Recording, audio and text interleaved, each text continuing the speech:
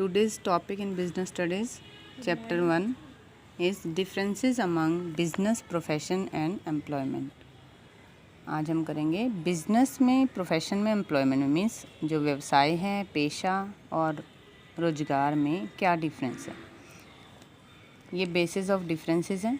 सबसे first one basis is commencement. Commencement means start करना, initial means business profession employment start कैसे होता है.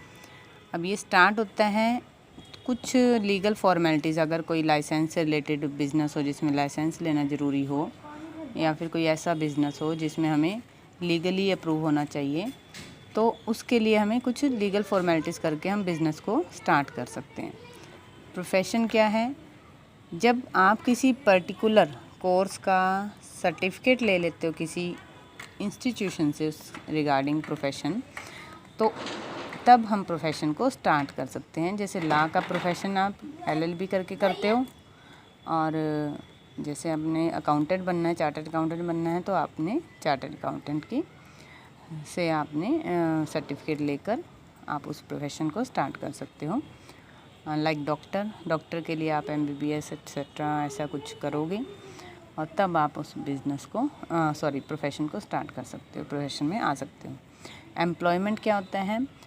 एम्प्लॉयमेंट जब आप एक अपॉइंटमेंट लेटर आपको एम्प्लॉयर के थ्रू जहाँ पर आपने अप्लाई किया था, वहाँ जब आपकी सारी फॉर्मेलिटी से सेटिस्फाई होने के बाद अगर आपको रखने के लिए एग्री किया जाता है, तो उसके रिगार्डिंग आपको जो अपॉइंटमेंट लेटर मिलता है, उस अपॉइंटमेंट लेटर को मिलने के बाद आप उस काम को, उस एम्प्लॉयमेंट को, उस जॉब को स्टार्ट कर सकते हो. सेकेंड वन है नेचर ऑफ वर्क. मतलब बिज़नेस में, प्रोफेशन में, एम्प्लॉयमेंट में किस टाइप का वर्क होता है. बिज़नेस में आपका वर्क होगा प्रोडक्शन से रिगार्डिंग या सेल परचेज से regarding. Production of things and services and buying and selling. या तो मैन्युफैक्चरिंग होगी गुड्स और सर्विसेज की, या फिर उसको सेल या परचेज करेंगे. That is called profession.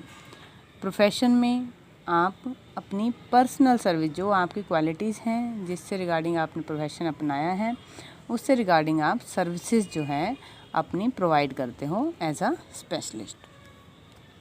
Employment में किस टाइप का वर्क होता है? जैसा आपको एम्प्लॉयर अलॉट करता है, वर्क देता है काम करने के लिए, आपके कॉन्ट्रैक्ट के अकॉर्डिंग, मतलब आपस में जो आपका कॉन्ट्रैक्ट हुआ है उसके अकॉर्डिंग जब आपको काम करने के लिए जो भी काम दिया जाता है, कहा जाता है, वो वर्क आप एम्प्लॉयमेंट के अंडर में करते हो.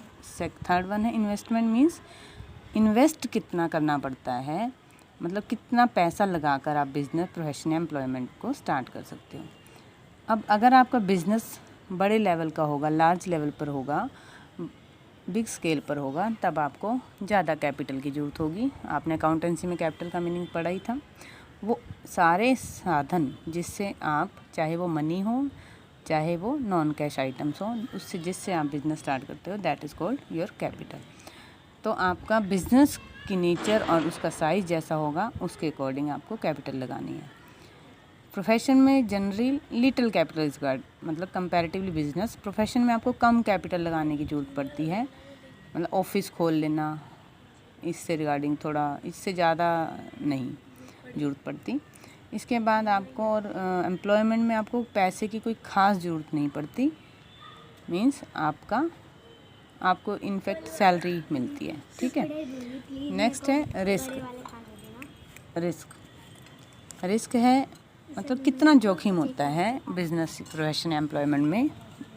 जोखिम का मतलब जितना पैसा आपका लगा होगा उतनी रिस्क होती है. तो इट मीन्स क्या है, सबसे ज़्यादा रिस्क जो है बिज़नेस में ही होती है. ठीक है. प्रोफेशन में थोड़ा कम रिस्क होती है, एम्प्लॉयमेंट में कोई रिस्क नहीं होती. नेक्स्ट वन है क्वालिफ़िकेशन. क्वालिफ़िकेशन में, फॉर्मल क्वालिफ़िकेशन में जो कहीं से डिग्री वगैरह लेकर आते हैं, ऐसा कुछ बिज़नेस में इतनी पर्टिकुलर क्वालिफ़िकेशन की ज़रूरत नहीं होती है. इसमें फॉर्मल क्वालिफ़िकेशन की बहुत ज़्यादा ज़रूरत होती है, तभी आप प्रोफेशन कर सकते हो. मीन्स कि एक आम आदमी डॉक्टर नहीं बन सकता, एक आम आदमी लॉयर नहीं बन सकता. ठीक है. अच्छा. और एम्प्लॉयमेंट में क्वालिफ़िकेशन की, हर टाइप के एम्प्लॉयमेंट में क्वालिफ़िकेशन की इतनी ज़्यादा ज़रूरत नहीं होती है. डिपेंड करता है आपका एम्प्लॉयमेंट किस टाइप का है, पढ़ाई लिखाई से रिलेटेड है, किस टाइप की आपको जॉब मिली है उस टाइप के अकॉर्डिंग आपको क्वालिफिकेशन की ज़रूरत हो भी सकती है और नहीं भी हो सकती है। Next one basis of difference है ऑब्जेक्टिव। ऑब्जेक्टिव मीन्स मोटिव, आपका मोटिव क्या है, बिजनेस आप क्यों स्टार्ट करते हैं, प्रॉफिट कमाने के लिए, तो to earn profit is the main objective of the business. इसका भी प्रॉफिट कमाना है बट थ्रू सर्विसेज प्रोवाइड करके, मीन्स समाज की सोसाइटी की सेवा करके। इसका जो है इनकम अर्न करना है, सैलरी या वेजेस के थ्रू आपको इनकम अर्न करनी होती है। ट्रांसफ़र ऑफ इंटरेस्ट का मतलब क्या होता है, यहाँ पर इंटरेस्ट का मतलब क्या है, मतलब आप बिज़नेस कर रहे हो तो आप अपनी जगह किसी और को रख सकते हो कि वो उसका बेनिफिट ले ले। ट्रांसफ़र ऑफ इंटरेस्ट का ये मतलब होता है। तो सिंपल सी बात है, एक बिजनेसमैन जो है अपना इंटरेस्ट ट्रांसफ़र कर सकता है। मतलब जैसे फादर का बिज़नेस उसका बेटा चला लेता है तो इंटरेस्ट ट्रांसफ़र हो जाता है। प्रोफेशन में ट्रांसफ़र ऑफ इंटरेस्ट नहीं होता है, कि ऐसा नहीं है कि एक डॉक्टर अपनी जगह किसी दूसरे किसी भी पर्सन को बिठा देगा कि वो उसका काम संभाल लेगा, ऐसा नहीं होता है। तो इसमें आप ट्रांसफ़र ऑफ इंटरेस्ट नहीं कर सकते। एक वकील बिना किसी परमिशन के दूसरे वकील को अपना काम नहीं दे सकता है, नो ट्रांसफ़र ऑफ इंटरेस्ट। इसमें है an employ also can not transfer is interest. एक एम्प्लॉय भी, क्योंकि कॉन्ट्रैक्ट होता है एम्प्लॉयर और एम्प्लॉय के बीच में, तो वो अपना इंटरेस्ट ट्रांसफ़र नहीं कर सकते। ऐसा नहीं है कि आप जहाँ जॉब कर रहे हैं आपने 2 दिन नहीं आना तो आप ये कहो कि मेरी जगह कोई और आ जाएगा उस काम को करने के लिए, ऐसा हर जगह संभव नहीं है।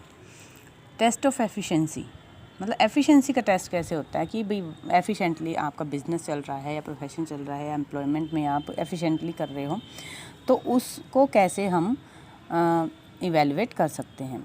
तो बिज़नेस को कैसे आप एफिशिएंसी चेक कर सकते हो कि जितना ज़्यादा प्रॉफिट होगा that means your business is sufficient efficient, ठीक है।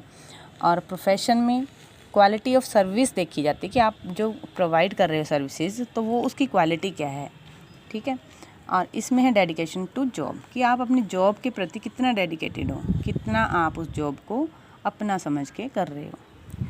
Next and last one difference है code of conduct. Code of conduct होता है कि किसी कोड के अंडर में कोई शपथ ओथ लेकर उस काम को करना।